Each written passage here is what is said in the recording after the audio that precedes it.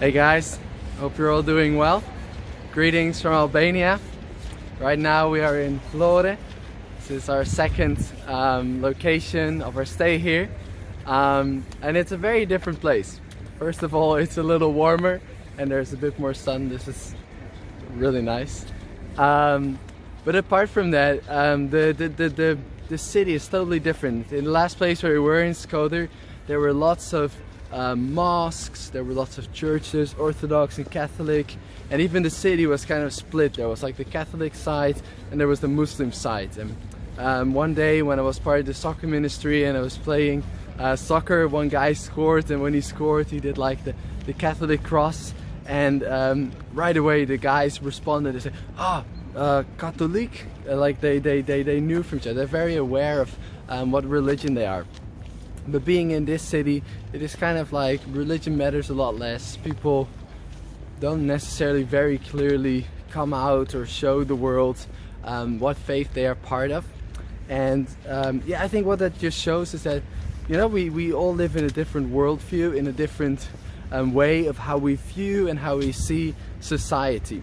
And coming to Albania, driving through Bosnia, Croatia, Montenegro, all nations that I barely knew anything about, I was just realizing the importance of when we share with people, that we don't just share the truth how we've learned it or how we've seen it, but that we try to look through their glasses and through their eyes.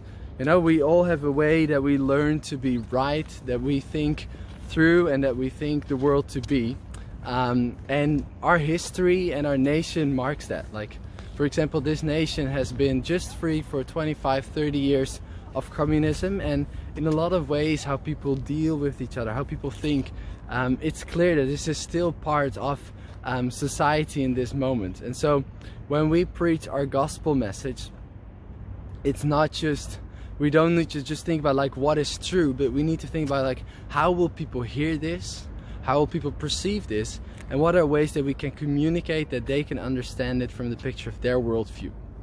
And I think one challenging question that comes with that as well for myself, but I also want to just put in front of you, what is your worldview, and what are the things that you are blinded by because of the way that you've grown up, and what truths you've learned to be always true.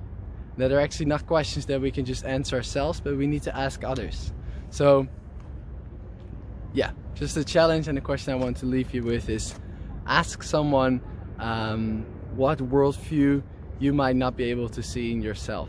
And hopefully we will be able to discover something more about God or about the world that we would otherwise not discover when we would just be in our own world, in our own views. So have a blessed week and see you next time.